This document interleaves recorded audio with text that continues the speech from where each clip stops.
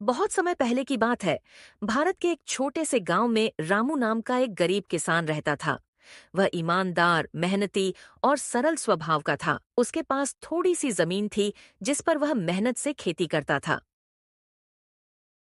उसकी पत्नी सीता और दो छोटे बच्चे थे, गोपाल और राधा। जीवन में अभाव बहुत थे, लेकिन रामू और उसका परिवार संतुष्ट और खुश रहता था। साल रामू पूरी मेहनत करता, लेकिन कभी सूखा पड़ जाता तो कभी अधिक बारिश फसल बर्बाद कर देती। साहूकार से लिया कर्ज बढ़ता जा रहा था। लोग उसे सलाह देते। देखो रामू भाई, इस खेत पेत के चक्कर छोड़ो और अच्छा जिंदगी जीने हैं तो चुपचाप शहर में नौकरी ढूंढ लो। इस खेत बाड़ी के चक्कर में मत पड़ो। इससे कुछ नहीं होने वाला है रामू भाई। हाँ हाँ, बिल्कुल सही बात है ये।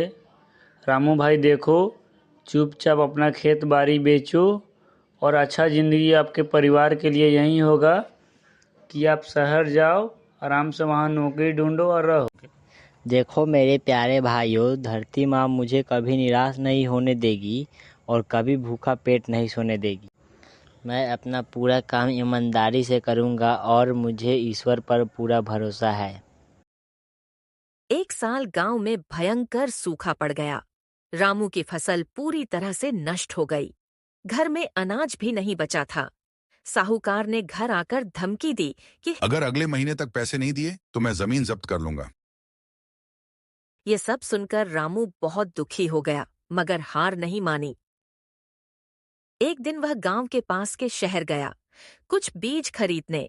वहां कृषि मेले में एक सरकारी कृषि अधिकारी से मुलाकात हुई। अधिकारी ने उसे जैविक खेती, ड्रिप सिंचाई और उन्नत बीजों के बारे में जानकारी दी। अगर तुम ये नई तकनीक अपनाए तो कम पानी में भी अच्छी फसल हो सकती है। रामू ने तय किया कि चाहे जो भी हो, वह नई तकनीक अपनाकर खेती करेगा। उसने कुछ बीज और जरूरी सामान खरीदा और घर लौटा। रामू ने खेत में नई विधियों से खेती शुरू की। उसने ड्रिप सिंचाई प्रणाली लगाई, जिससे कम पानी में भी पौधे अच्छे से बढ़ने लगे। उसने जैविक खाद का प्रयोग किया और कीटनाशकों की जगह घरेलू उपाय अपनाए। शुरुआत में गांव के लोग उसकी बातों का मजाक उड़ाते, लेकिन रामू बिना रुके अपने काम में लगा रहा।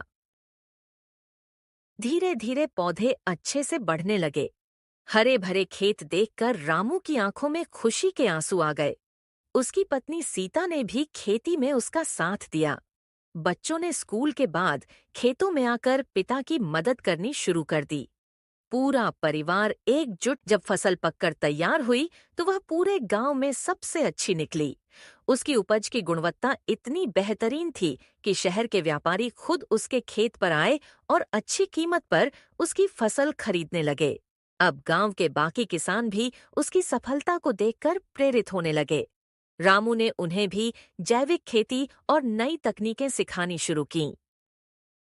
गांव वाले रामू भाई, हम लोगों ने आप पर विश्वास नहीं किया, सिर्फ आपकी मजाक बनाई। इसके लिए हम सब बहुत शर्मिंदा हैं। हमें माफ करें। अरे मेरे प्यारे भाई, कोई बात नहीं। आप बिल्कुल भी टेंशन ना ले। मैं आप लोगों को आज से ड्रिप इरिगेशन सिखाऊंगा। कुछ ही वर्षों में पूरे गांव की तस्वीर बदल गई।